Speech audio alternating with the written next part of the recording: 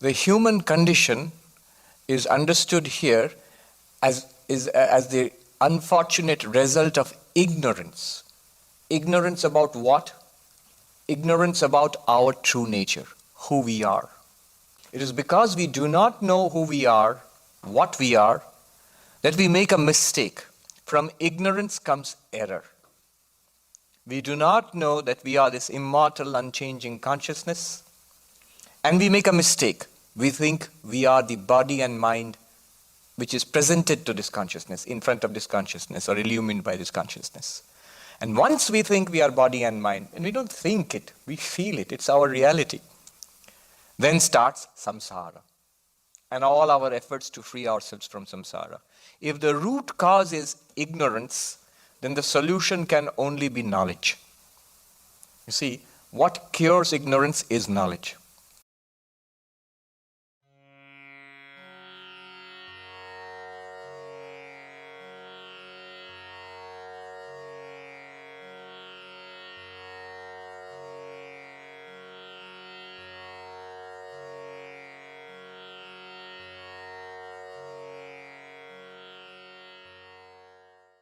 The source texts of the Vedanta are the Upanishads. In fact, the definition of Vedanta, the traditional definition of Vedanta is Vedanta nama Upanishad pramanam. What is Vedanta? If you ask a classical Sanskrit scholar, what is Vedanta? He will say, Vedanta is the source of knowledge known as the Upanishads. Vedanta means Upanishads, the texts called Upanishads. What are these Upanishads? They are part of the fundamental spiritual texts, religious texts, the scriptures of the Hindus, the Vedas. The four Vedas, Rig Veda, Sama Veda, Yajur Veda, Atharva Veda, these are the fundamental, the core spiritual, the scriptural texts of the Hindus. And these Vedas are vast, there's a vast corpus of literature. Now, towards the end of the Vedas, sometimes in the middle of the Vedas, you find these texts which set forth the highest philosophical wisdom. So these texts are called Upanishad or Vedanta, the culmination of Vedanta, the end of Vedanta. Sometimes they're literally at the end of certain Vedic Samhitas, sometimes they're at the middle, but they set forth the highest wisdom of the Vedas. So they are called Vedanta, the end, the culmination, the highest knowledge, Vedanta. Veda literally means knowledge. Here it means spiritual knowledge. There are many Upanishads. But among them, 10 Upanishads are of particular interest and importance. And these 10 are important because some 1300 years ago, Adi Sankaracharya selected them for commenting, for writing commentaries, extensive explanations. So these are the central Upanishads upon which Advaita Vedanta is based.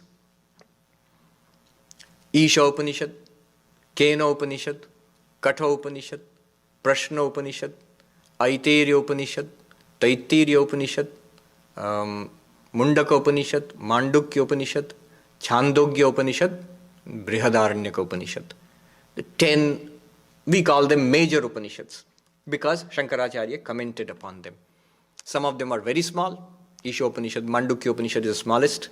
Some are very big. Brihadaranyaka, Chandogya, these are very big Upanishads. Some of them are in verse, mantras in verse.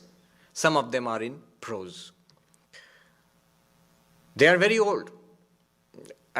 Even by modern reckoning, they are maybe 30 centuries old, 3,000 years, 4,000 years old. By tradition, they are ageless because they were revealed by God to the Upanishadic seers. They are records of spiritual experiences, timeless spiritual experiences coming through the sages of the Upanishads, the rishis. They have been set forth in poetic language there. And the essence of the Upanishads was taken by Sri Krishna and set forth in the book which is the most well-known book of the Hindus, the Bhagavad-Gita. So the Bhagavad-Gita, the song of God, God here means Krishna, the song of God, Bhagavad-Gita, is the essence of the Upanishads. There's a verse which says that the Upanishads are the cows, and the one who milked these cows was Krishna, And we got the milk, the nectar-like milk is the Bhagavad-Gita. So the essence of the Upanishads we find in the Bhagavad-Gita. It's a practical approach to the Upanishads. What do we do? What is the knowledge of the self? How do we meditate? How do we analyze our life?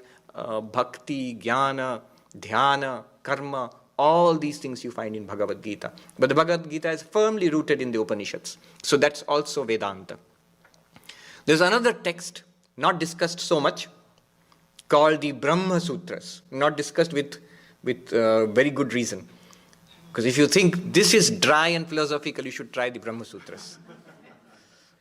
I remember when I became a monk, a novice, so the first thing I did was I visited the library looking for books and Vedanta books, and I took the biggest, shiniest book I could find. That was the Brahma Sutras, English translation by Swami Gambhirananda ji.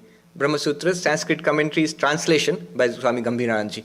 One of the most dense books in human civilization. I pulled it out and I told Swami that I've got a book on Vedanta which I plan to start. And he asked, oh, what book is that? I said, it's something called Brahma Sutras, commentary of Sankaracharya translated by Swami Gambhirananda.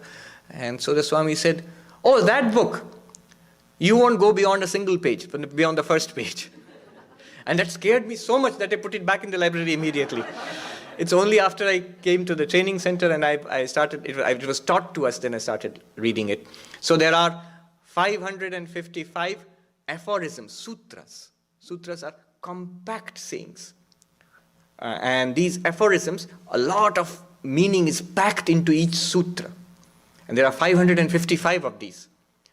What are these? These are basically reasoning, philosophical reflection upon the Upanishads. Upanishads are poetry. They are mystical. Now, if you want to understand them, if you have got questions about it, we talk about Brahman, existence, consciousness, bliss. Where is this blessed Brahman? You say the world is false. How is the world false? And what do you mean the world is false? In what sense is it false? I am not the body and the mind. I am spirit. What is spirit? How am I not the body and the mind? The aim of life is God realization. What do you mean by God realization? Can you precisely tell us? All these things are discussed threadbare. I can see a lot of interested looks, but I warn you. First, let's finish this before we go into the Brahma Sutras. Now, Sankaracharya, he wrote commentaries on the Upanishads, on the Bhagavad-Gita, and on the Brahma Sutra. And these Upanishads, the Bhagavad-Gita and Brahma Sutra taken together with the commentaries are called prasannātmā, the threefold canon of Vedanta. The threefold canon, the canonical texts of Vedanta, central texts of Vedanta. The Upanishads, Bhagavad-Gita, and Brahma Sutras. Especially when we consider Vedanta as a philosophical system, the Brahma Sutras are important. So Brahma Sutras with Sankaracharya's commentary forms the basis of the philosophical system known as Advaita Vedanta, the non-dual interpretation of Vedanta. There are other types of Vedanta, different flavors of Vedanta, if you will. Different flavors. You go to a shop, ice cream shop, you have a lot of different flavors of ice cream. So there are different flavors, different types of Vedanta, depending on the interpretation, especially on the interpretation of the Brahma Sutras. So Sankaracharya's commentary, Brahma Sutra Bhashya, is the basis of the philosophy of non-dual Vedanta, Advaita Vedanta. There were others. Ramanujacharya, the great qualified non-dualist. He wrote the Sri Bhashya commentary on the Brahma Sutras, and that forms the philosophical basis of the system known as Vishishtadvaita Vedanta.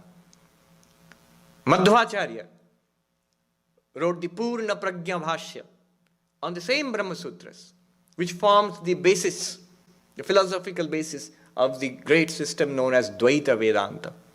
Nimbarkacharya, he wrote a Bhashya called the Vedanta Parijata Bhashya on the Brahma Sutras, which forms the basis of the system known as Dvaitadvaita Vedanta. Vallabhacharya wrote the Anubhashya on the Brahma Sutras, which forms the basis of another system of Vedanta called Shuddhadvaita Vedanta. And there are others too.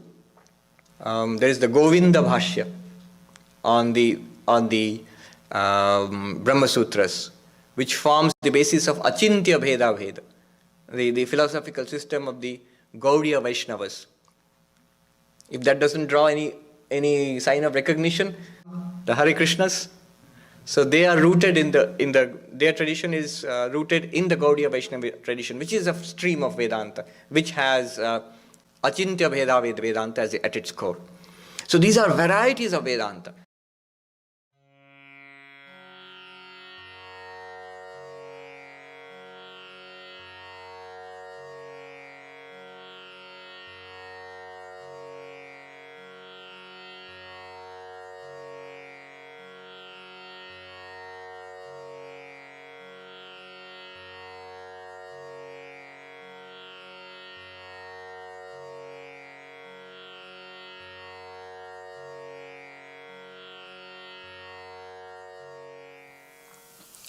The invocatory verse is a very beautiful verse.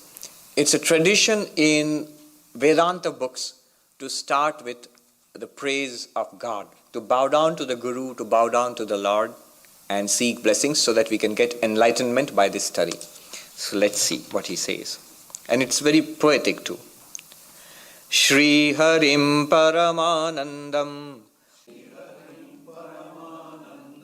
Upadeshtaramishwaram Vyapakam Sarvalokanam Karanam Tam Namamyaham. I bow down to God, Shri Hari, another name of Vishnu. I bow down to the Lord. What is the nature of the Lord? Paramanandam, the ultimate bliss. The very nature of the Lord is bliss. I can't resist telling this, we want happiness. Even that is the reason for studying Vedanta. We want to overcome sorrow and attain happiness. The very nature of the Lord is happiness. Paramanandam. And though we are studying Jnana Yoga, the path of knowledge, let me just say this.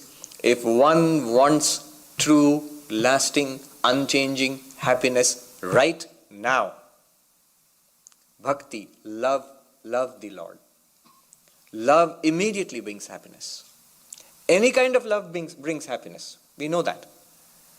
Unmixed happiness, unchanging happiness, sublime happiness comes with love of God, bhakti. Paramanandam. Shri Bhagavan is Paramanandam. And Upadeshtaram. Upadeshtaram means the teacher. In Vedanta tradition, the first teacher is always God. So all these teachings are coming from the Lord. All the Vedanta traditions, Advaita Vedanta, Vishishtadvaita, Dvaita Vedanta, all the Vedanta teaching traditions, in Sanskrit they are called parampara. So they will have a lineage of teachers, gurus. And it's interesting to see in each of the lineages, they are all different gurus, different teachers. But they all trace it back to God. So in every case, God is the first teacher. Spiritual knowledge is the grace of the Lord. You see, the Vedantic idea of the human personality is trichotomous, threefold. What do I mean by threefold? In very general terms, there is a gross body here. What you see is the gross body. And what you experience within, which nobody else sees, your own thoughts, memories, identity, personality, that's called the subtle body. That's the second aspect of our personality. And then the real you, pure consciousness, existence, consciousness, bliss. What Vedanta claims is the real you or real I, the real us. So that's the final part of the human personality. Now, Vedanta claims that is the real us. The other two are just coatings. Other two are just dresses that we have put on. The gross body and the subtle body. In our ignorance, all that we are aware of is the gross body and the subtle body within. And that's what we think we are. And Vedanta is trying to educate us to see that we are not that. Atma vinishkalo heko, Atma vinishkalo heko, Deho bahubhiravritaha, Deho bahubhiravritaha, Tayoraikyam prapashyanti, Tayoraikyam prapashyanti, Kimajnanam atah param, Kimajnanam atah param. He says here, you the Atman, Atman means you, or I, the self. You the Atman, you are without any parts. This physical body, and even the subtle body, has multiple parts. And we consider them to be one and the same. What greater ignorance can there be? Kimajnanam atah param. Now what does he mean here? He has said a lot of things. First, we must understand what is the process going on here. We are trying to find out the true I. Who am I really? Now this I, the self, it has to be refined. Not physically, in our understanding. Our understanding of the self has to be refined. The oil rigs out there, in Santa Barbara, I saw on the Pacific Ocean, there are oil rigs. They get oil. What are they doing? They're extracting petroleum. But actually what they're extracting is not petroleum itself. It's petroleum mixed up with so many other things. And then there has to be a long, complex, expensive process of extracting the various petroleum products from the sludge which comes up. Crude oil. Yes, crude oil. So from that you have to extract it. You have to refine it. The Sanskrit for refining is shodhana. Sanskrit for refining, and in many Indian languages, shodhana. Now, what is done now, what's going to start now is technically called in Sanskrit, tvam padartha shodhana. What does that mean? In the great sentences in the Upanishads, which say that you are Brahman, first we have to refine the meaning of the word you. Thou art that, tat tvam asi. Chandogya Upanishad, that's the essence of Vedanta. You are Brahman. But how do we start to understand that? First of all, you take the word you and we'll try to refine the meaning of the word you. Refining the meaning of the word you means, what does you mean? When you say you are Brahman, what does you mean? Does it mean the body? Does it mean the mind, the personalities, the memory? Or a combination of the two? What you are we talking about? When you say, aham brahmasmi, I am Brahman, which I are we talking about? It is not the unrefined meaning of the I. Yet there has to be a process of refining the meaning of the word I, or the word you. Tvam padartha shodhana. Refining the meaning of the word you. That is starting now. A basic distinction is subject and object. I and this. Whatever we experience as this is not I. In many cases it's pretty simple. The table is not I. I never say I am the table. I'm not the glass. I'm not even the shirt on my back. But the real problem starts with this skin, with this body. Sometimes I say I, this one. Sometimes I say my body. And when I'm studying Vedanta, I say this. So the problem starts with the body. Sometimes we include the body in the meaning of the word I, in the meaning of the word you. I mean that particular body sitting there is you. Now, if the word I has to exclude everything that we can classify as this, the body also can be easily classified as this body. It's an object of experience. In every sense, it's an object of experience. You can see it, you can touch it, you can feel it, especially when it's hungry or when it's sick, you can feel it. You can hear it, the stomach rumbling. And if you don't take a bath for a number of days, you can smell it, taste it. So, the body is an object of our senses. It's this. And the process of refining tells us everything that can be classified as this has to be excluded from the meaning of the word I. Remember, we are refining. We are putting the crude I, like the crude oil. We have taken the crude I and now we are putting it through the process of, we have the huge Vedanta refinery. We are putting it through that process now. The first thing, what you have to get rid of, the operating principle is anything that you can classify, you can experience as this does not enter into the meaning of the word I. That has to be removed. It's sludge. Removed means not physically. You're not going to take a pincer and extract the real I from the body-mind complex. In your understanding, in our understanding. Let's see the this as the this. Why take it as I? Now, they'll ask us to consider three things. Look at the body. They start with the body. The subtle body, mind, it will come later. All the arguments will apply to the subtle body also, but let's take the physical body first.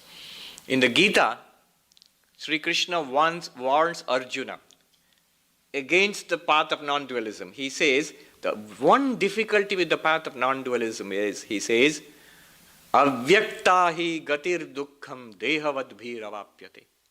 For those who are identified with the body, the path of Vedanta, of Advaita Vedanta, of the Jnana Yoga is difficult. Now remember, everybody has a body. Even the enlightened person, Vivekananda or Ramakrishna, we see that clearly, we can see a body. What is meant is, the existence of the body or appearance of the body is not a problem. Identification with the body is a problem. So the identification with the body has to be loosened. Now see, how we loosen the identification with the body. Consider these three things. One, I always consider myself to be a unit. One. The body is obviously a conglomeration of many parts. Hands and feet and head and stomach and so on. And multiple organs and below, and if you go deeper, tissues, and if you go deeper, millions and millions of cells. It's a multitude. Somebody told me that the number of bacteria in our body are more than our own cells. So it's a multitude, teeming multitude. And what is our experience of myself, of ourselves? I am one. We never considered that, but we generally consider ourselves to be one unit. I stands for a singular number.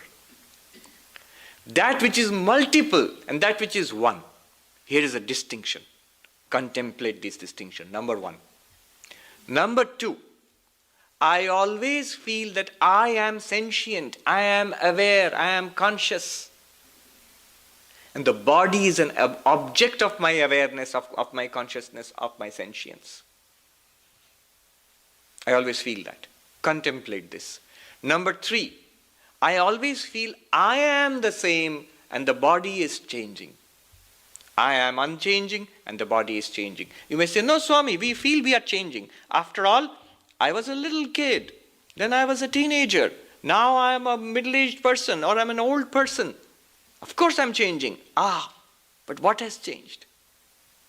What was a kid? What was a teenager? What was a middle-aged person or old person? The body. Every change you are speaking about is a change in the body. I didn't know much. Now I am doing a PhD, so I know so much, so I've changed. But what has changed? What has changed? The mind. That's also an object of your awareness. All changes we see are by definition, if you are aware of the changes, you are the one which is aware and the change is something that you are aware of, by very definition. So you cannot be a changing entity, that pure awareness itself, by logic and by experience. By reason and by experience, you are not a changing entity, you are that which is aware of the changes. All the changes are in your body, in your mind, of course in the world outside also. So contemplate these three things which Advaita is just, the text is just pointing out. Number one, we always see ourselves as one, and obviously the body is a combination of many things. Even the inner body, the subtle body, is a combination of many parts. There is the memory, there are emotions, there's the intellect with its understanding and not understanding, and so on. The whole personality is multifaceted, has multiple components. But I always feel I am one, singular.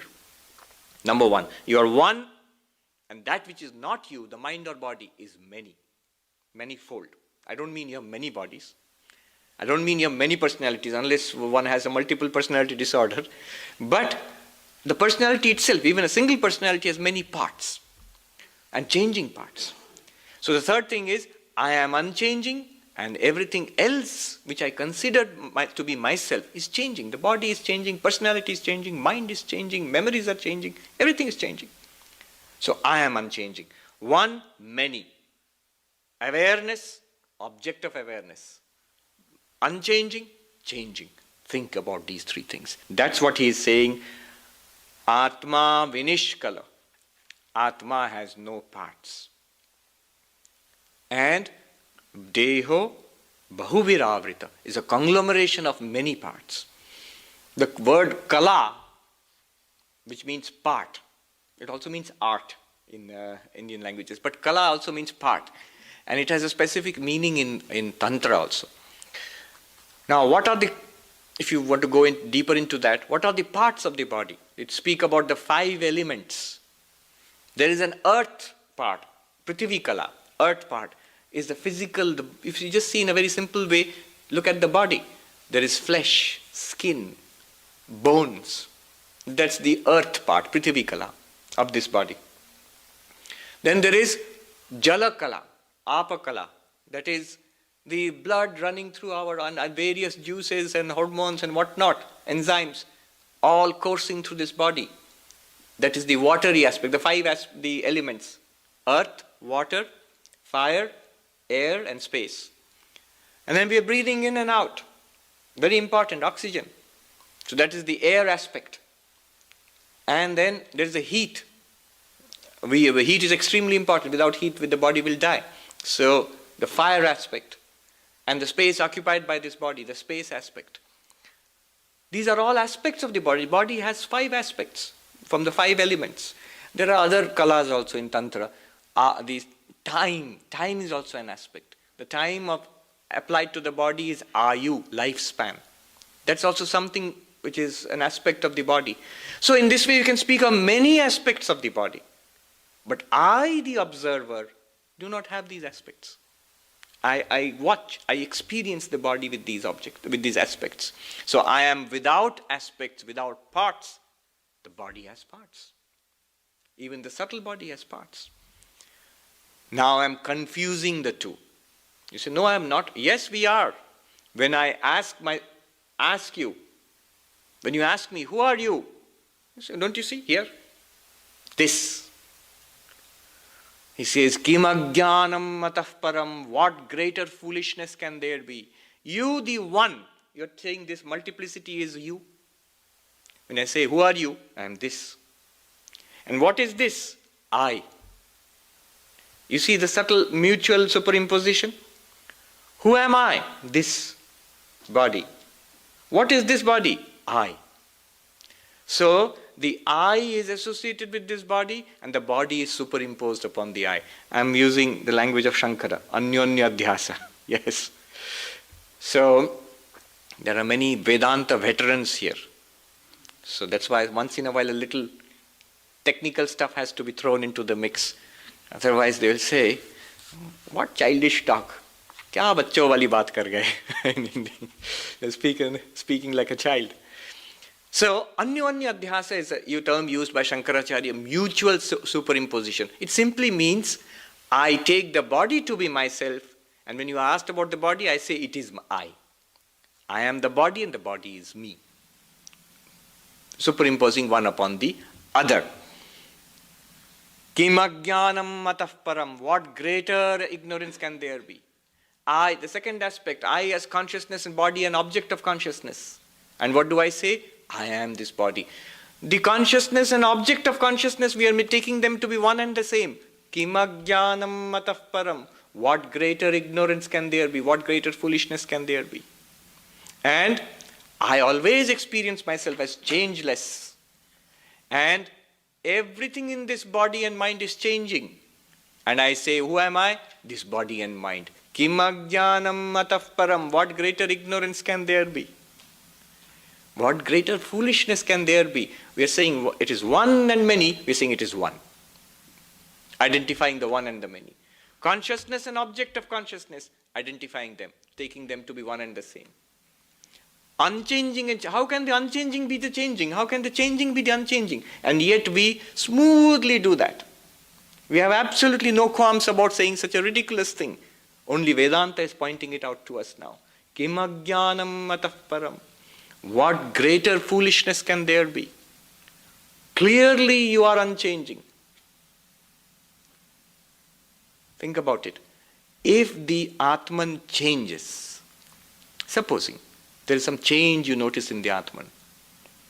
If atman means the self, just suppose for theoretical reasons, as a question, suppose I notice a change in the pure consciousness. If you notice a change, does it not become an object of your knowledge? And that which is an object of your knowledge is not you. If you notice a change, if you cognize a change, if you recognize a change, it becomes anatma immediately. By sheer reasoning, there can be no change in the atma. Any change that is noticed will become anatma because it's something that you noticed. It's an object of knowledge. Kimagyanam matah param. Though these arguments are targeted at the physical body, they apply very well to the mind also. Though later on, much later on, there will come a verse in which a barrage of 7 arguments is unleashed to show that we are not the mind. But even these arguments, which are directed to the physical body, we can apply to the mind also to see that we are not the mind. Now, what is the process? Advaita Vedanta is pointing out certain facts, which are facts right now. You don't have to become unchanging. You are already unchanging. Recognize it. You don't have to become one Atman. You are already the one Atman. Recognize it. You don't have to become consciousness. You are consciousness. Recognize it. This is the process of refining the meaning of the word I, or the meaning of the word thou. Thou art that, tattvamasi. Let's try one little thought experiment suggested by an American philosopher and psychologist, Greg Good. He's in New York. He's a trained philosopher, but he is also a great fan of and practitioner of Advaita Vedanta. Now he suggests an interesting experiment to see that not only is the body an object of your consciousness, even the feeling of I. We feel I am somewhere in there. That's also an object to your consciousness. What is the object of this exercise? To see that not only is the body an object, but I, which I feel right now, I am in this body, that's also an object. You are not that I. That's as much an object as this thing. When we go through the exercise, you will see the interesting results. It's quite surprising. The exercise will proceed in this way. When you sit straight, mentally draw a line parallel to the ground through your waist. Mentally. So the portion below the waist is below that line, portion above the waist is above that line. So a line has been drawn mentally. Now ask yourself, where is the sense of I? Is it below the waist or above the waist? Most of us will say it's clearly above the waist. If you were asked to choose, where are you? There, below or above? Mostly we will say above. Now draw one more line through just above the stomach, here, mentally, parallel to the ground. Now if we are asked to choose, where are you? Below that line or above that line? Most of us will again say, I feel myself above that line. Now draw one more line across the throat here, parallel to the ground. And if you are asked to choose, where am I? Below that line or above that line? Again, most of us will feel, I am above that line, somewhere in the head region. If I am asked to choose, forced to choose, where am I? the feeling of I. Now, draw a vertical line from the forehead through the nose like this.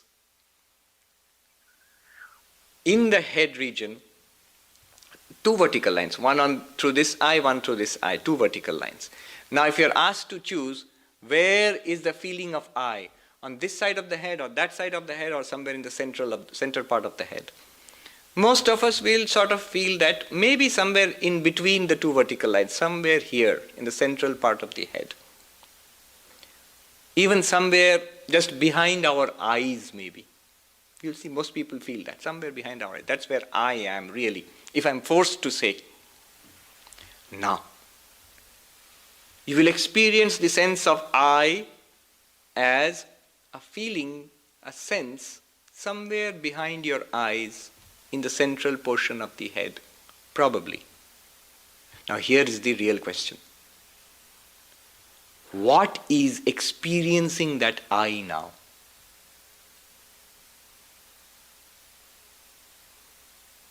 Clearly that feeling of I is a feeling, it's an object. In what consciousness is it shining? You see the point of this exercise. Even the sense of I is reduced to an object. Sense of I there, it's something, a feeling located in the head. In what consciousness is that feeling located? That consciousness is the witness. The I which you are feeling behind, somewhere here, maybe you are feeling it, that is the ego. That's not you. That's why Sankaracharya sings something paradoxical. Chidananda Rupa Shivoham in that Nirvana Shatakam. The first line is paradoxical, nobody notices. Mano buddhi hankara chittani naham. I am not the mind, the intellect, the memory, the ego. If you translate into English, it's paradoxical. I am not the I. Ahankara na aham. I am not the I. I am that which is aware of the I somewhere right here behind our eyes itself here in the middle of the head. So even the sense of I, it's just a function of the mind. The real I is that which is watching this eye, or which illumines this eye. It's a very nice experiment. Greg Good, he designed this experiment to demonstrate the fact that even the ahankara, the ego, is an object. That to which it is an object is the witness, the sakshi. Yes, there's a question. Hello. Yeah, it's not exactly a question, but we're talking about this thought experiment some time ago. So I think most of the times, or most of us will think that we are inside our eyes or right behind our eyes. Yes. Maybe because eye is the sensory organ which sees basically the outside world, which sees the outside world. And most probably that's why we will feel that, okay, that the eye feeling, it goes just behind our eyes. Whether it will be interesting to see actually, if a blind person, we ask them whether, where do you feel that perception? Maybe it will be on the ears, on the periphery. True. But you know what was my point there? The point of the experiment was different. Yes, it is true. If you ask why is the feeling of I in the head? Because maximum amount of sensory perceptions work in the head. You have got the ears here, the nose here, and of course the eyes. We are mostly visual. And the sense of taste here. So experiences seem to be localized in the head. That's why we have a sense of I in the head. But the point of the whole experiment was to show that our sense of I is equally an object. Wherever you localize it here, or even in the chest, I.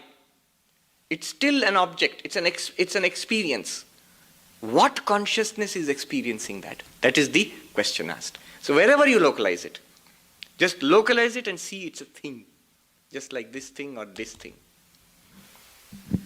One comment, Swami. Hermann Kāṅkṣhati, the German philosopher, says Yes. that there are more than 10 times the words in the world of the spirit than in Sanskrit than in English.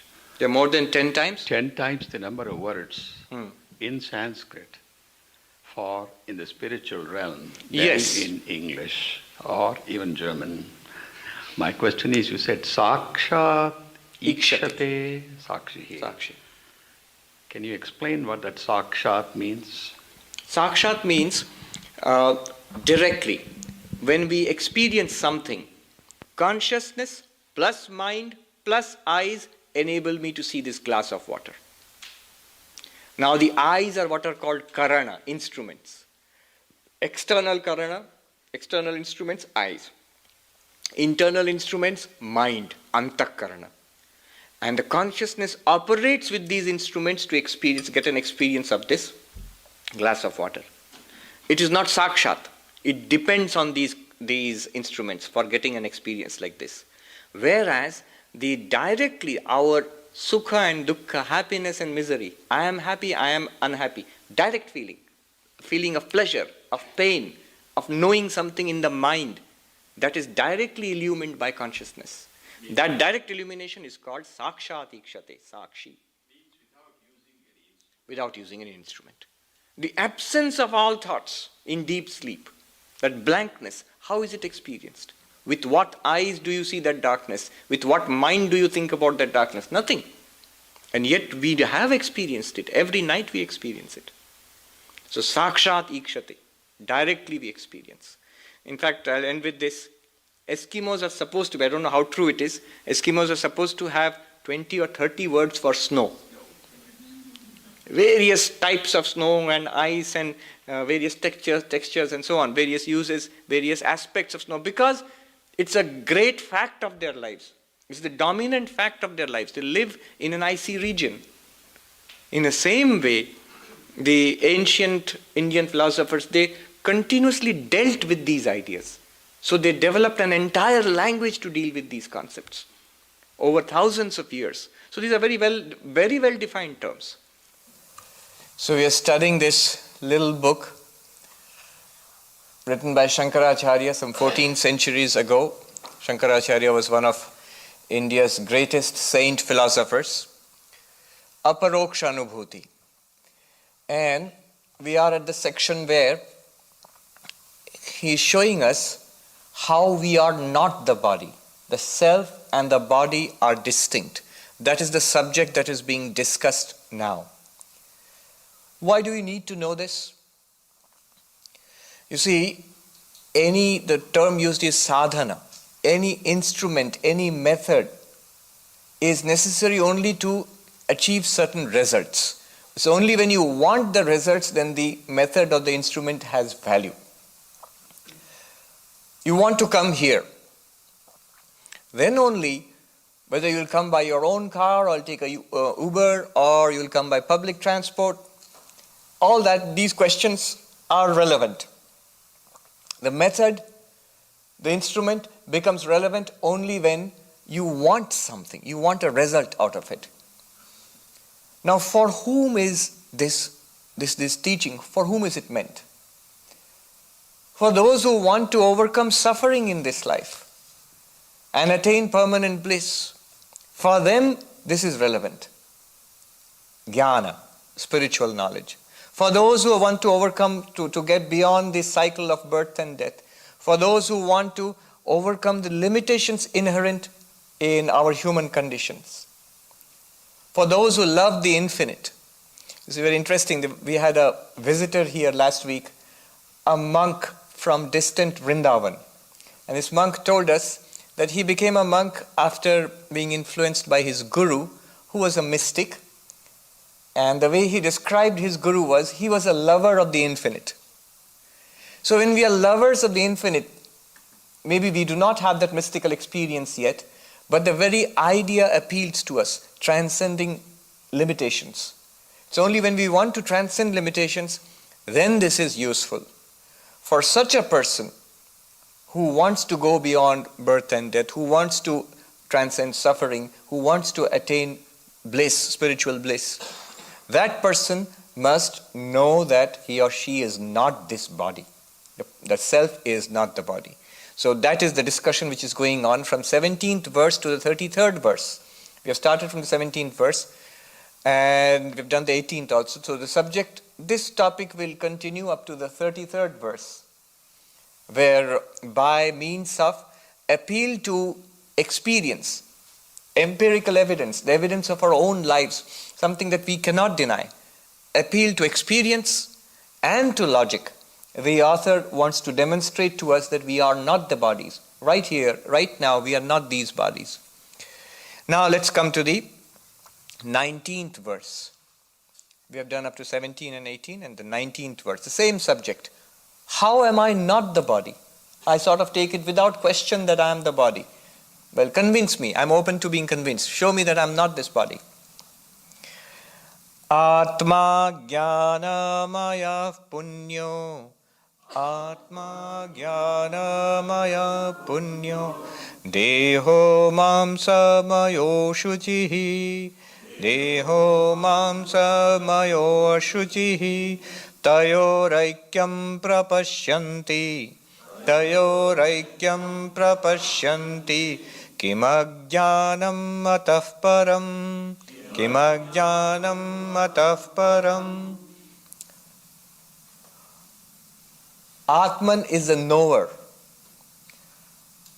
It is all consciousness, it is all knowledge. The self is the knower and hence pure.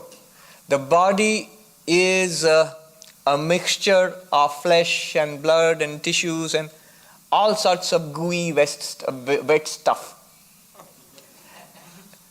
It would be a mess if it were not covered by this tightly in this bag of skin, So, ashuchihi, impure. It's made of flesh and blood and bones and so on. To think that the self is the body when they have such opposite characteristics, what greater ignorance can there be? So this is the translation of the verse. And what is the argument here? The Atman, the self, is the knower. Let's dwell on this for just a brief while. What is our experience about ourselves? In every experience of life, one thing is common. We have always seen ourselves as the experiencer. We have always been the knower, the experiencer. You had a happy experience and a pleasant experience. You were the one who experienced. It goes without saying, we never think about that. But always I am the one who experiences. And what happens in life is something that is experienced. I am never an object of experience. My body is an object of experience. I feel my body, especially when it is sick or ill or giving me trouble, then I do feel it. In fact, I feel it more than anything else. You see how tragic it is and how strange it is that the slightest cut or bruise on my foot causes me more worry and anxiety and pain than the greatest tragedy half a world away, where thousands of people may die, but I feel this more directly. So the body is definitely an object of experience. We always experience the body, or at least a lot of times we are experiencing the body, we feel it. If the body is an object of experience, we are the experiencer. The experiencer and the experienced are two different entities. So we are the knower in every situation. The knower is always the self. Simple example. You are sitting here and listening to this talk. The talk is what you experience. And who is the experiencer? You. You are the one who experiences sound and light and color. All of this is experienced by you. That is not experiencing you. The sounds and light and color are not experiencing the self. The self is always experiencing everything else.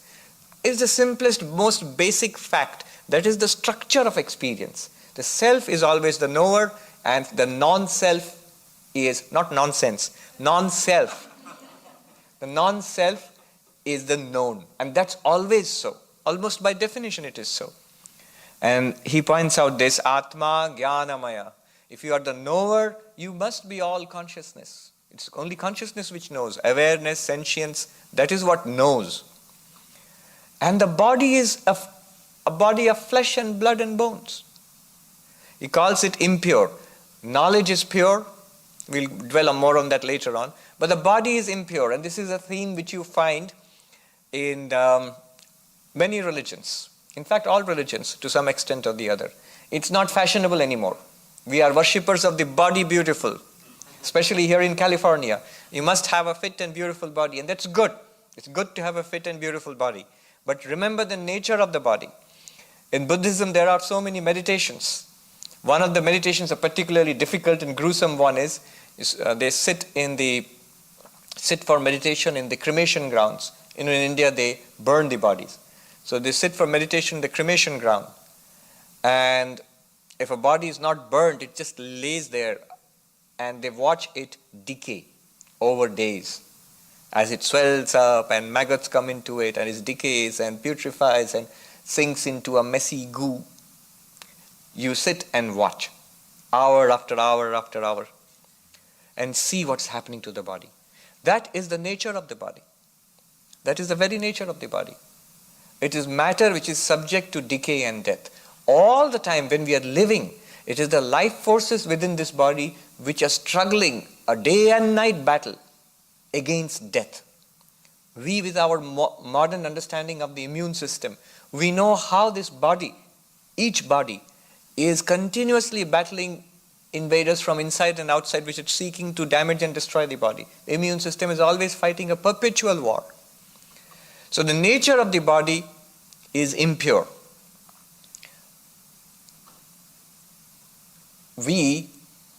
Let me be gross.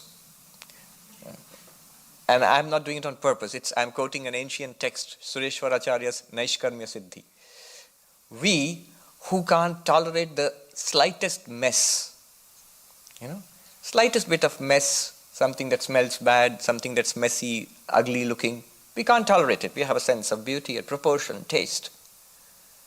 And yet, what lies just beneath the skin of this body? What lies right, as they say, what we carry around in our stomachs all day and night. We never think about it. If anybody speaks about it, it's offensive. But we do that. And when a person excretes it, it immediately becomes something dirty, unthinkable, unmentionable, would not look at it, let alone even touch it. And that's what we carry around with ourselves throughout our lives. The moment it leaves our body, it's unmentionable. And yet just 1 second ago, it was part of me, it was me. And yet you are consciousness, you are the knower, the experiencer. Sankaracharya says, how can you make them one? How can you make these two one? The knower and the known object. One is pure, that consciousness or knowledge is pure, we shall dwell on that. And the body is definitely something that you yourself, it would offend your sensibilities if it was set out in front of you in a plate. The contents of this body. We'll all probably throw up if you see what's inside the body. So, taking them to be one, the knower and the known, we take them to be one all the time. The pure and the impure, we take them to be one all the time. What can be greater ignorance than this? They are not one. We are confusing them, mixing them up because of ignorance. We do not separate ourselves into the self and the non-self. We combine the self and the body together and say, I.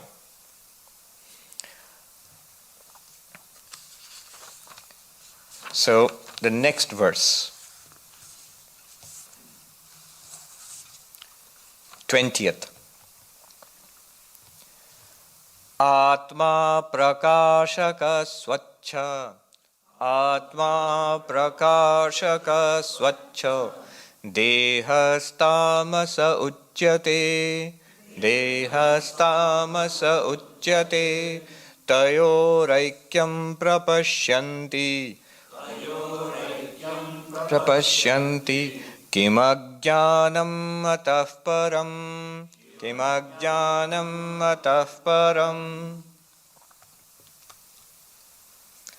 Atma is the illuminer, and it is pure. Swachha means pure or clear. Deha, body. He calls body tamasa. It is darkness itself. Tayoraikyam, light and darkness. We combine them together. We say it's one thing. I say this body is I. Light is pointing to darkness and saying that's me. Kimajnanam atah param. What greater ignorance, what greater foolishness can there be? Let's try to understand it. There is a commentary written on this book. The book itself was written some 14 centuries ago by Sankaracharya. The commentary on this was written by Vidyaranya about 700 years ago. And the commentator says, Sanskrit, Atma swayam prakasha san suryadivad anya sarva prakashakaha atayeva swachha. Atman is self-luminous, like the sun. The sun illumines everything. And the sun is pure. In what sense is it pure? You see, when light falls on something, light may fall on ditch water. You look at flashlight, you see a ditch water, and then you see maybe a jar full of holy water. The light which falls on the ditch water does not become impure because it's falling on something impure. The light which is falling on the holy water does not become any further holy or anything like that. The light is not affected by what it illumines. The light may, as somebody said, the policeman who's patrolling in an Indian village at night, and he has a flashlight. A flashlight is high-tech. Yes, now maybe not these days. There are mobiles everywhere. But I remember this old gentleman who said the most high-tech thing that in their village was a flashlight, which was given to the watchman of the village by the government.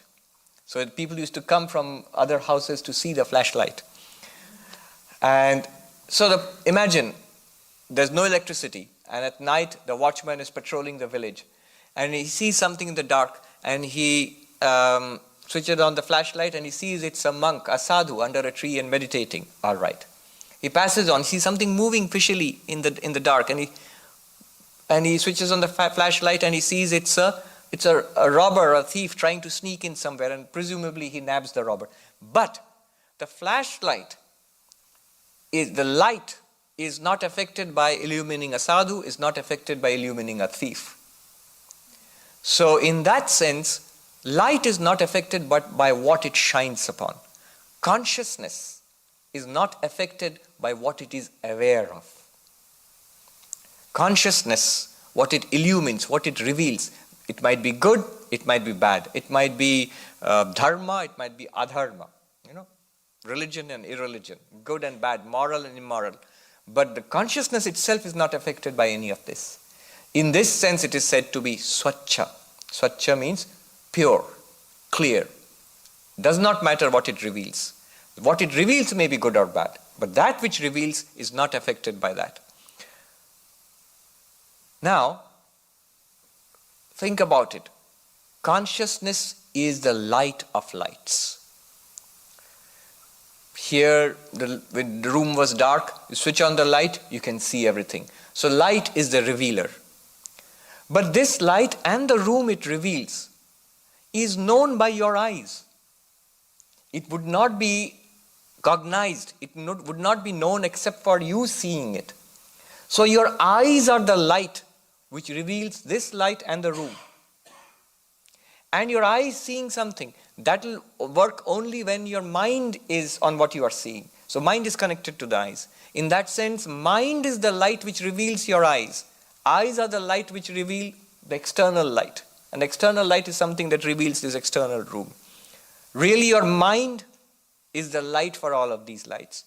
And your mind, according to the Upanishads, according to Vedanta, the contents of our minds are revealed by the consciousness shining in the mind.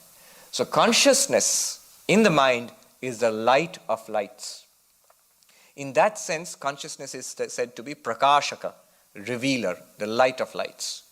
We are the consciousness which reveals all external lights.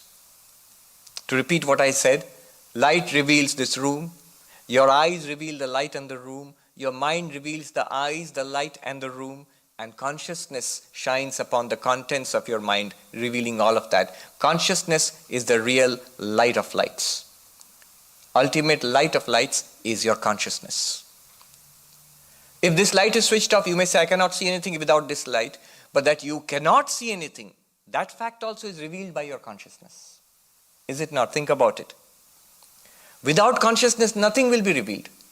To you, without your consciousness, nothing will be revealed. All lights may be on or lights may be switched off. Whatever happens in the world, whatever happens in the mind within ourselves, nothing is revealed without consciousness.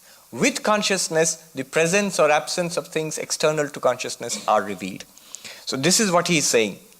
Consciousness is the light of lights. It's prakashaka, the illuminer. The real and only illuminer is consciousness. You may say, maybe for you, but there are so many illuminers in the world outside, apart from you. You see, the Vedantic perspective is a uniquely subjective perspective. In your experience, it always brings you back to yourself. Speak from your own experience. In your own experience, what is it that has always been illumining? Only your consciousness. Everything that you know, ever have experienced, has been illumined, revealed to you only by your consciousness. Nothing ever else. So, prakashaka swachha. Another point. When you keep saying pure, here is a subtle point to understand. When their books keep saying consciousness is pure, what does purity mean? In a very simple sense. A thing or a substance is said to be pure when it is unmixed with anything else. When there is a thing which is unmixed with anything else, we say that is pure. If it is mixed with one or two other different things, we say it's impure, it's a mixture. Now, consciousness by itself is pure. Why? Because everything else is revealed by consciousness. If something were mixed with consciousness, if it were at all possible, you would have to reveal it with consciousness. Then it would be something apart from consciousness. Do you see this logic? Consciousness reveals everything. If there is something that is a mixture in consciousness, then to know that also you need consciousness. So consciousness is that which reveals something which can be mixed in consciousness. That means it must be apart from consciousness. That which consciousness reveals must be apart from consciousness. If it even reveals something which is supposed to be mixed in consciousness, by that very logic of revealing something, it will be something apart from consciousness and not mixed in consciousness. So by our very experience, by definition, consciousness has to be pure. In fact, it's the only thing that is pure. Swachha, pure. Another fact.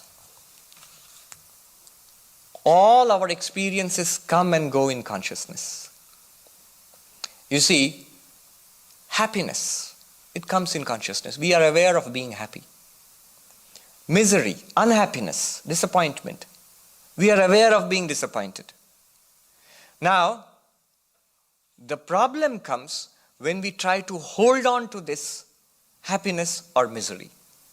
It's like a mirror trying to hold on to the reflection in the mirror. It's impossible because the mirror is trying to hold on to something which is not in the mirror. If a lake, a beautiful scenery, lake and trees and birds are reflected in the mirror, and the mirror says, okay, I'll keep it here. It can't, because a lake and a tree and the birds are not in the mirror. In the same way, all these things arise in consciousness, there's no problem with that. But the problem comes when the consciousness, being deluded about its own nature, says, I am happy, not I am aware of happiness in the mind. I am happy and I would like to remain so. Then only the problem arises. When the consciousness says it's part of me and I want to hold on to that happiness, the happiness which is a feeling in the mind, consciousness illumines that. And we are aware of being happy in the mind, which is a good feeling. But trying to hold on to that, there is delusion there.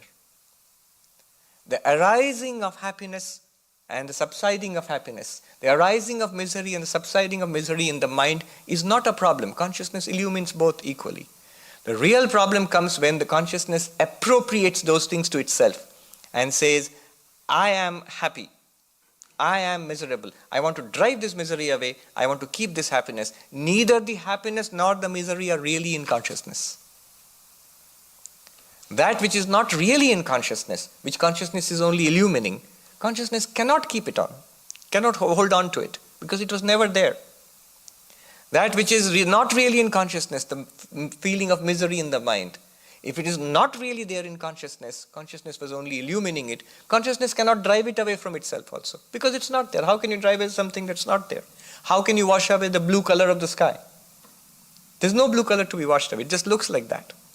So, all things, everything that we are aware of, arises in consciousness and disappears in consciousness, but they do not belong to consciousness. They are apart from consciousness.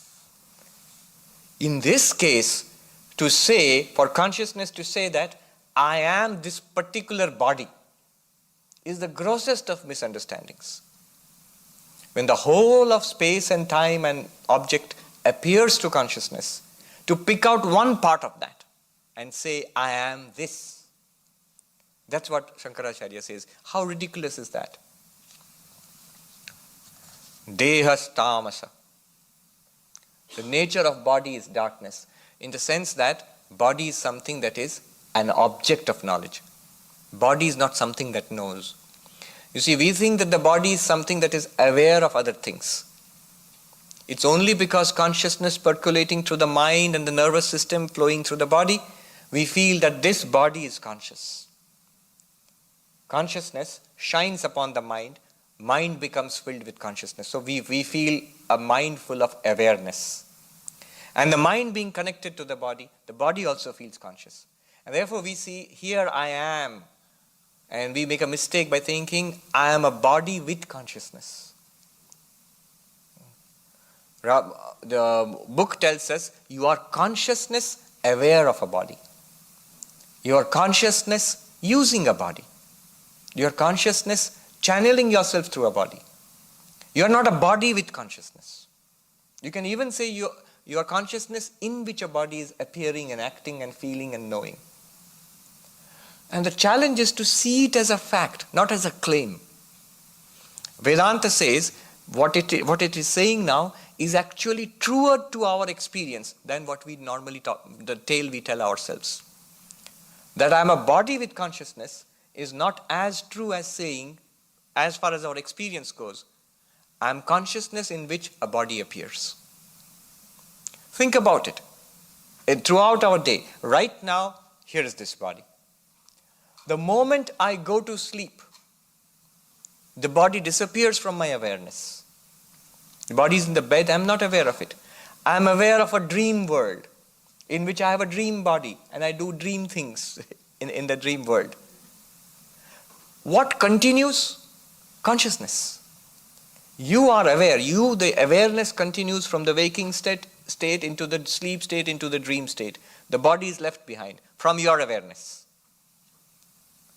So, it is more logical to say from your own point of view that your body drifts in and out of your awareness. Rather than, I am a body in which consciousness comes and goes. Our experience is telling us that. But we take a material point of view and say, I am a body which is sometimes conscious and sometimes sleeping. That's the tale we tell ourselves. It's looking at it from outside of ourselves. So, the body is an object of awareness. It is darkness. He calls it darkness. And to identify the two, light calling itself darkness, kim ajnanam matah param. What greater ignorance can there be when light calls itself darkness? The knower calls itself the known. Consciousness calls itself flesh and bone. What greater ignorance can there? What greater foolishness can there be? The complete opposites. We ignore that and say, I am this body. It's a mistake. And there is a saying, pramadam vai mrityum aham bravimi. I say that mistake, error is death. Forgetfulness is death. Forgetfulness of our real nature is death. Pramadam vai mrityu. Pramada means error, a spiritual error. We make the fatal mistake of forgetting our true selves and connecting ourselves, identifying ourselves with this changing body. This body will die. If I am this body, I will die. If I am the consciousness in which the body appears and and goes, then I am the consciousness which will also witness the death of this body. If I am the witness of the death of this body, the body will die. Whether you know yourself as consciousness or not, it won't stop the death of the body. The body will grow old and it will die. But the consciousness will witness the death of this body also. That's the claim.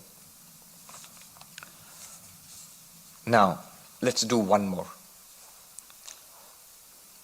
Atma nityo hi sadrupo, Atma nityo hi sadrupo, Deho nityaya sanmayaha, Deho nityaya sanmayaha, Tayoraikyam prapashyanti, Tayoraikyam prapashyanti, Kimajnanam atah param, Kimajnanam atah param. Atma nitya, the self is eternal. Sadrupa. Why? Because it is the nature of existence. Deha, body, is non-eternal, subject to birth and death, creation and destruction. Why? Because it is an effect. It is asat, false. It's something to be understood. What he's saying here is very deep philosophy. Tayoraikyam prapashyanti. And people see them to be the one and the same thing. Kimajnanam atah param. What greater ignorance can there be? Let's look at this carefully. Atma nityo hi sadrupo. The Atman is eternal because they say that through all the changes from birth to growth of the body, to maturity, to old age, to decay, to death, these are all experienced. By whom? By the self. So the body keeps changing from one state to another. And presumably it will die one day and the experience goes on. So that which experiences the body, we have a feeling that I was the child, I was the teenager, I was the middle-aged person, I was the old person, I am a very old person now. I am the same. I don't say there was somebody else who was a child, somebody else who was a teenager, now there is somebody else who is a middle-aged person. I don't say that. I say I am the same person. Then I cannot be the body. The body has changed so radically. Then I have an experience of being a continuity, a conscious continuity. Now, what guarantee is there that when the body dies, this consciousness will not evaporate? That's the question. Then the body dies. It's only when the body is continuing that you feel that you are a continuous consciousness. It's a little bit of, subtle bit of thinking. You see, every exchange we have experienced, the experiencer experiences the change in the body. So the experiencer is apart from what is experienced. And to note any change, the change must be something that is experienced. It cannot be in the experiencer. So any kind of change to be experienced must be apart from the experiencer. And death or destruction is a change. Creation is a change. I hope you're following this. It's a bit subtle. Of course, if you're following it, you might be outraged. This is a very radical way of thinking. So, if you experience it, if it is something that can be experienced, it must be apart from the experiencer. The experiencer is always the consciousness. Death or birth are experiences. They must be apart from the experience of the consciousness. Hence, the consciousness is not born, nor does it die. That's what's happening. You cannot speak of the destruction of the knower. You cannot speak of it. You cannot experience it. Who would experience it? The knower must continue to experience it. You say, no, but we all experience people dying, but we see the destruction of the body. Nobody has ever seen the destruction of the knower. Not only that, I'll claim that no one has yet seen the knower. Nobody has seen the subject or the knower or the experiencer. So, the experiencer, the subject out there. You say, no, I'm seeing so many experiences. Don't you say, Swamiji, there's so many experiences are sitting here? We see only the body of the experiencer. We see only we hear only their language. We see only their behavior. Even their minds, their thoughts, we only infer it. The whole problem of other mind in philosophy, whether other people have minds or are they zombies. We may think it's a funny topic. It's a serious subject in philosophy. They actually debate this. How do you know that other people have minds? You have access only to your own mind. Even more so, Vedanta will say, you have access only to your own consciousness. The knower never knows any other knowers.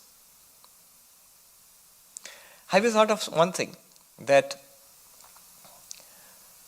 all the time we use the same word to denote one object. If I say this is a glass, and you will all use the word a glass or a tumbler for this thing.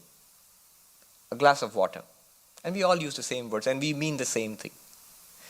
Now, how is it that when each of us says the word I, we all mean different things? It seems so. Vedanta says even in that case, we are actually all mean the same thing. All of us, when we say I, we think this is I, and your I is different, and his I is different, and her I is different. Vedanta says ultimately all the I's, they point to the one conscious reality. We are one consciousness, all of us. No, none of this consciousness is not an object for anybody else. I always denotes the subject, and it's always singular. That's a radical thing that Vedanta says. Anyway, now this continuous existence, I have this chain of reasoning, please follow it carefully.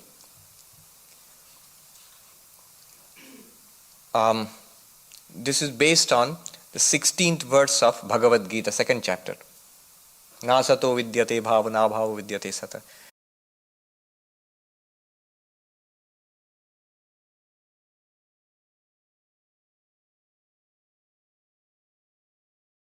It's the philosophical heart of the entire Bhagavad-Gita, as far as Advaita Vedanta is concerned.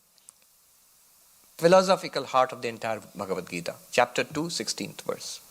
I've chosen my words carefully. I did not say the spiritual heart or the practical heart or the devotional heart of the Bhagavad-Gita. I'm saying philosophical heart of the Bhagavad-Gita.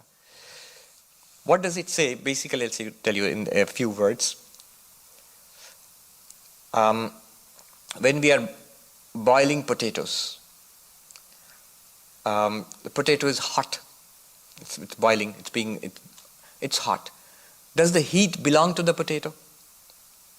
Is it an intrinsic property of the potato? When you say hot potato, we use the term. But really, are potatoes hot? No. The heat has been borrowed from the boiling water. The potato was cold when it was in the refrigerator. And after some time, when you set it out on the plate, it will become cold again, unless somebody eats it up first. So, potato does not have heat of its own. It's borrowed that heat. It's come from the boiling water in which it is being boiled. It's being, when you're cooking it. And the boiling water, does it have heat of its own? So the potato has borrowed heat. And the characteristic of borrowing something is, it was not there earlier, it is there now, it will lose it very soon. The potato was not hot earlier, it is hot now, again it will lose the heat very soon. That's the characteristic of not having its intrinsic heat. The water from which it borrowed the heat, does the water have a heat of its own? It's a no, it borrowed it from the hot pan in which the water is kept. The water was cold earlier, now it's bubbling hot. It will become cold a little while later. So, it was cold earlier, it is hot now, it will become cold a little while later, because it borrowed its heat from something. It does not have heat of its own. The pan, does it have heat of its own? It's very hot, but does it have heat of its own? No. It was not hot in the cupboard. Now it's on the fire, it's hot.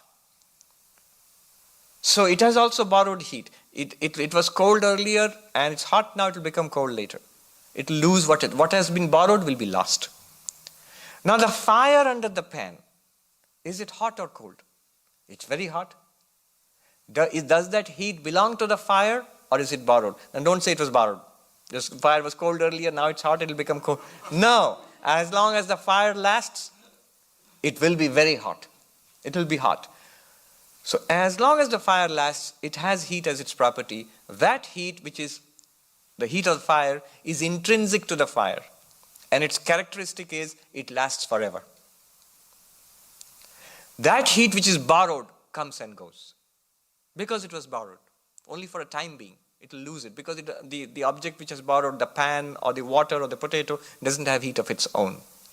So that which stays forever is intrinsic to it. That which comes and goes is borrowed and lost. Now supposing, here's the question, if something borrows existence from something else, if something has borrowed existence, then what will happen to that thing?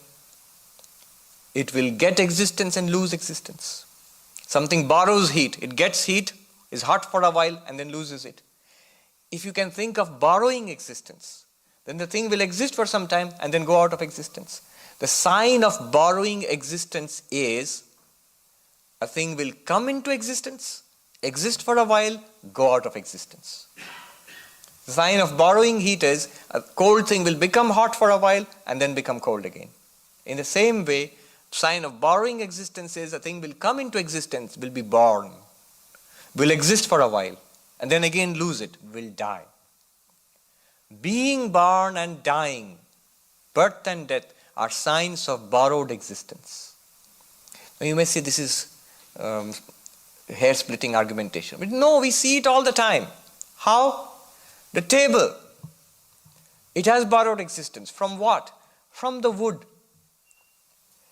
It was wood earlier, it exists as a table because it has borrowed existence from the wood.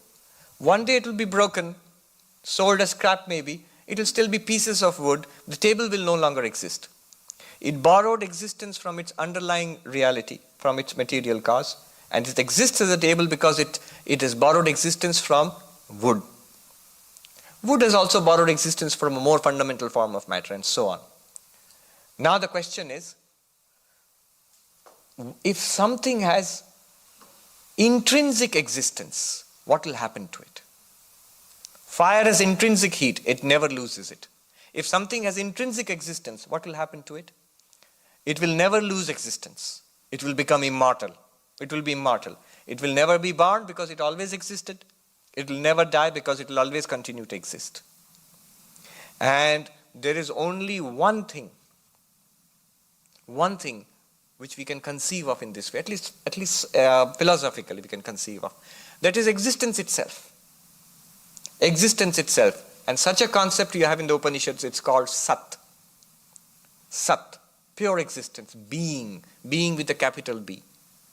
Existence itself never goes out of existence. Things come and go out of existence. Things borrow their being from pure existence and exist for a while and lose their existence. Pure existence or being continues to exist because it is intrinsically, it has existence. It's a very strange way of thinking, but that's what's given in the 16th verse of the second chapter of the Bhagavad-Gita. And here they are saying, Atma Nitya. Now you can understand. The self is eternal. Why?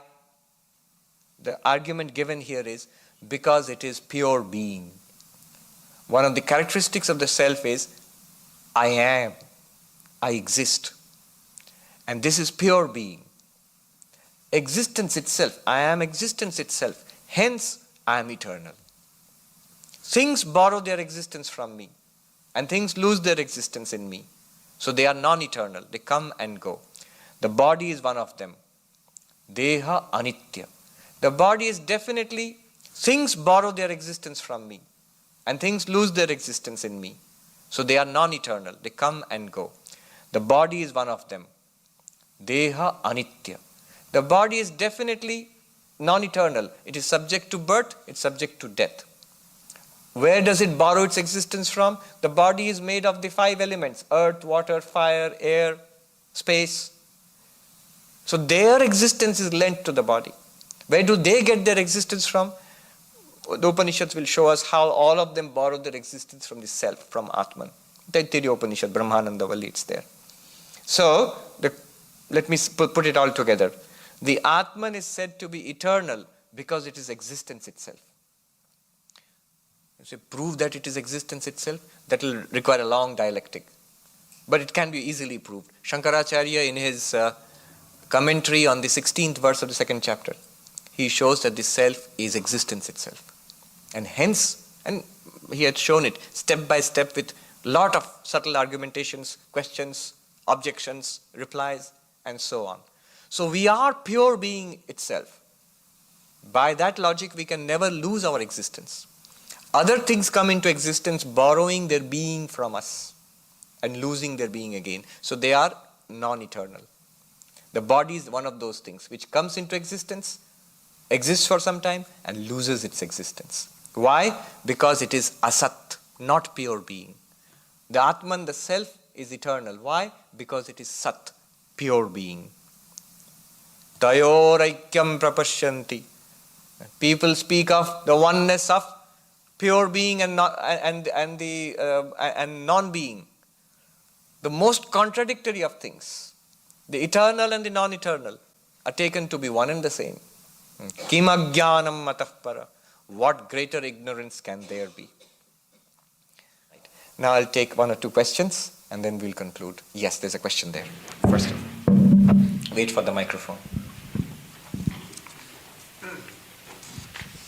Thanks. Thank you for tonight. But I just have a quick, I'm a little confused.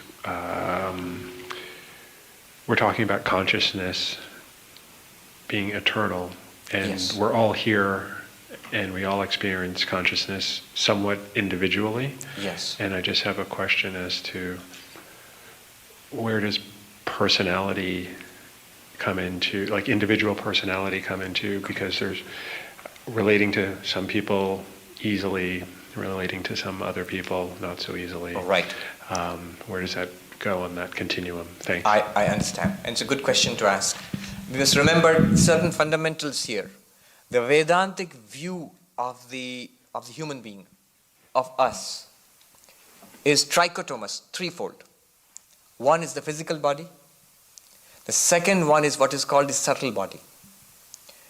Within us, we have thoughts, feelings, emotions, ideas, memories. All of this together is what we call the personality, the human personality. Your likes and dislikes, your memories, your sense of a personal identity, that's your personality. And everybody, it's distinct. Now, Vedanta says consciousness, the self, is actually distinct from this personality. That's the interesting thing to understand. Why would you ever say such a thing? You see, our general idea of consciousness is thoughts, feelings, emotions. This is consciousness. This is what we think is consciousness. And that's how consciousness is generally understood. Vedanta makes a huge step forward, or a claim, that consciousness in itself must be distinguished from the contents of consciousness. Pure consciousness is what they call the self, the knower. Anything that you are aware of is an object of consciousness. And they say that's how we live life, that's how we experience it. Your likes and dislikes, your preferences, whether you like this kind of Starbucks coffee or that kind of coffee, that's a preference, and that's part of your personality. Now, are you or are you not aware of it? And I must admit that I'm aware of it. If you're aware of it, it's an object to your consciousness. Just as this is an object, it's a public object, we all share this object, we see it. Your likes and dislikes, your memories are your private objects, but they are objects nevertheless. Why? For the simple reason you are aware of them. Anything that we are aware of is an object of or object to consciousness. Consciousness is that like light which shines upon it. The light within you shines upon your likes and dislikes, your memories, your thoughts, your feelings, what you call your personality. So Vedanta would call that the personality. The personality is an object to the real self.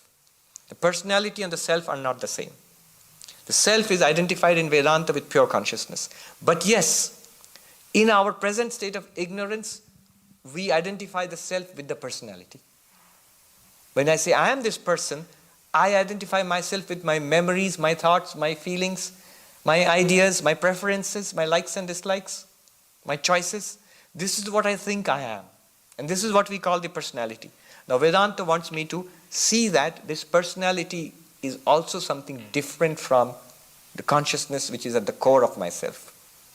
In fact, It's very interesting to reflect upon the roots of the word personality. It comes from that original root is the personae. The original Greek meaning of the root was mask. It was mask. The actors used to go on stage, put on these big masks and cry out, shout out their lines. So those masks were called the personae. And that's where we have got the word personality. And now we think that personality is me. I am this person. But Vedanta, I think, stands closer to the original meaning of the root meaning of the word personality. The personality is also a mask which we put upon the real me. So the real I, am not the ego. The real I am not even this little person. I am the pure consciousness shining through and operating this little person. What is ignorance? It is taking the body to be myself. Taking the body to be the atman. You see, sometimes a technical word like atman creates unnecessary confusion. I think I am the body, and that's ignorance. And first, what he does is, Sankaracharya, he chips away at this ignorance, showing us how contradictory it is, how foolish it is to think that I am the body. A series of arguments like, the body is continuously changing. It is our own experience. We don't have to be told that. But he draws our attention to those changes. From childhood to teenage to young age, middle age, old, the body is changing. And I have the feeling that I am the same person in this changing stream of matter called the body. To take the unchanging and the changing to be one and the same reality, how contradictory. This is ignorance. What greater ignorance can there be than this? The body is an object of knowledge. I am aware of the body. I am the one who is aware of the body. But the one who is aware and what we are aware of, to take them to be one and the same thing. I am aware of the glass. I never say I am the glass. And yet, I am aware of the body and all its functioning. I say I am the body without any question whatsoever. Vedanta wants us to ask these questions. Nirvikaro nirakaro, nirvikaro nirakaro, niravadyoham avyayaha, niravadyoham avyayaha, naham deho hyasadrupo, naham deho hyasadrupo, jnanam mityuchyate buddhaihi, jnanam mityuchyate buddhaihi. The word nirvikara literally means without vikara. Without vikara. Vikara means change. Vikara means change. Change, not just any change. There is a sense of change which is negative, change and decay. For example, I have a disease in the body, so that's a change, but not a good change. It will be called vikara. In fact, in the gospel, sometimes the word vikara is used as disease, vikar. So, a kind of disease, mind also can have a disease, that is a vikara. The vikara is a change. And he says, I am beyond any change. You see, change is there, change and decay are a common fact of life. Take a plate of food and put it out on the table. An hour or two later, it will be cold. Few hours after that, it will be stale. Few hours after that, it will become rotten, start rotting. And in a day or two, it will become a health hazard. That is vikara, subject to change and decay. And our bodies are made of the same stuff. So why doesn't the body rot immediately? Because all the time, the life forces, prana, which is coursing through our body, breathing, blood circulation, the assimilation of food, defending the body against germs and bacteria. Our life forces are continuously fighting a battle. There's a battle for survival of the body. The body is constantly subject to the forces of vikara, decay, change and decay. But it's not happening because of the life forces, prana. Very busy. We are not aware of what a tremendous amount of activity is going on there. We are aware of what a tremendous amount of activity is going on in this big city we live in LA. Each of our bodies is no less than this city. If you imagine all the cells rushing through, a little cut and white blood cells rush to that point, how oxygen is being transmitted throughout the body, the lungs pull in oxygen, the blood cells, they absorb oxygen, and how food is assimilated, food and drink, how waste materials are eliminated from the body. So many things are happening simultaneously all the time. Prana. The moment prana leaves this body, what we call death. Death is when the prana leaves this body. The subtle body transmigrates. It leaves this body and goes to other worlds. The moment that happens, the body immediately starts decaying, vikara. And very, very soon, much sooner than a plate of food left out, very, very soon it's a health hazard. It has to be disposed of, buried or cremated or whatever. So vikara, the body undergoes vikara all the time. The mind too undergoes vikara. Depression, chronic depression. It's a big problem, not only in this country, all over the world. Maybe increasing in the modern age. I read this beautiful and haunting Memoirs of Madness, William Styron. He was a great novelist, and because he's a good writer, he can actually write about his own experiences of deep depression, chronic depression. Vikara. He is almost driven to suicide. And luckily, someone saved him. Later, when he felt more or less normal, he writes, "Now when I look back, why did it seem imperative to kill myself? Then it seemed that the only way of coming out of this suffering is to kill myself. Now when I look back, I see there's no reason at all. There's no reason to do it." So, vikara. That's vikara at the level of the mind. And we are constantly subject to the forces of vikara. Body and mind. And yet, there is something in this body and mind which is aware of the body and the mind and the vikara.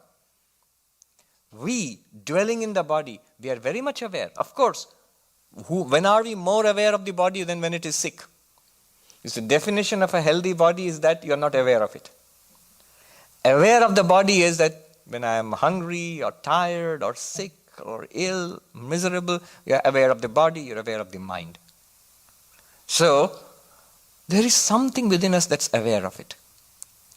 Now, that which we are aware of the body and mind and the vikara in the body and mind, the suffering in the body and mind.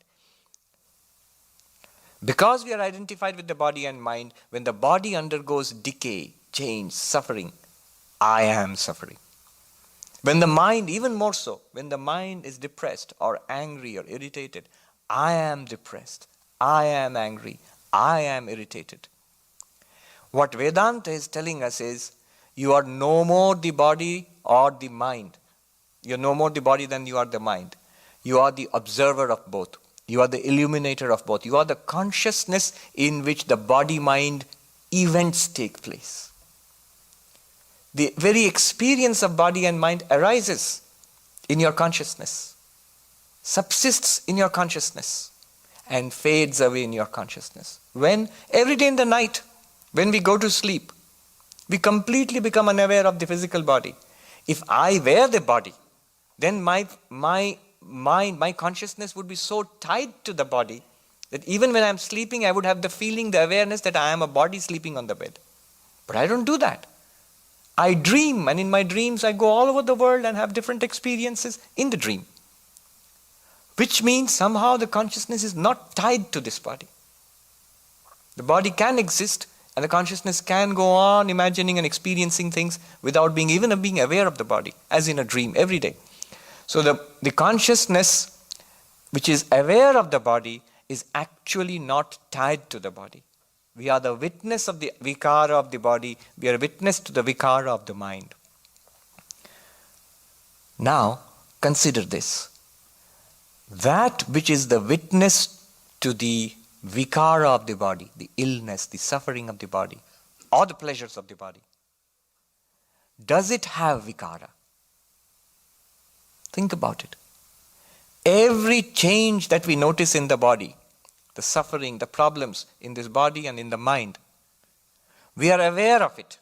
That's how we notice it. After all, why are we miserable? Because I feel the pain. The Vedanta will ask you, do you feel the pain?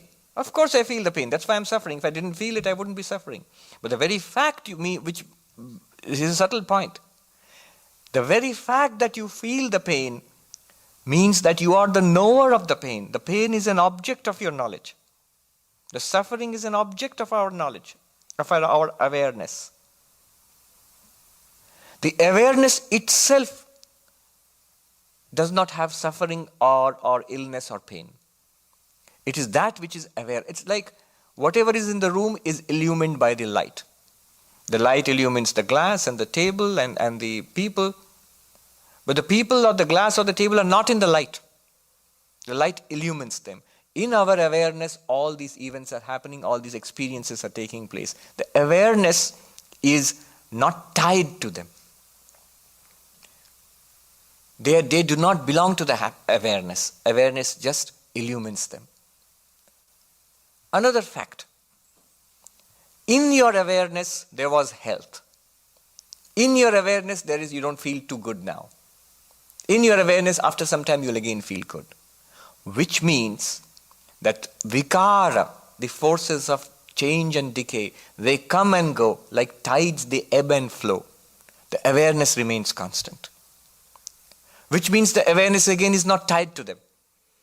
If the vikara changes were actually of the awareness, then the awareness would come and go with the changes. If the changes come and go and you are aware of both the presence of the illness and absence of the illness, presence of health and absence of health, then in that case you are tied neither to health nor to illness. Neither health belongs to you nor illness, because it comes and goes. The clouds in the sky do not belong to the sky. They come and go. White clouds and little clouds and no clouds and dark clouds, all of them come and go. So vikara belongs to the body, vikara belongs to the mind. The observer of the body and mind, the consciousness which we are right now, each one of us, which shines upon the body and mind, which shines in the mind, that consciousness does not have vikara. Does not have vikara. By the very fact that it is the observer, the experiencer, the illuminer of the vikara, hence consciousness is nirvikara, beyond change and death, beyond change and decay, beyond change and decay. That does not mean that change and decay will not happen. Oh, now I've attended the Vedanta class. After this, no more, I won't get the flu or anything like that. No. What the change and decay which happens in the body and mind, even the mind, may come and go. But we become aware of that, and that we have this little space that develops between yourself as the consciousness and the change and the problems of the body and mind. In fact, it's even wrong to say that the space develops. It's there, and we are free of it. We are free of these changes.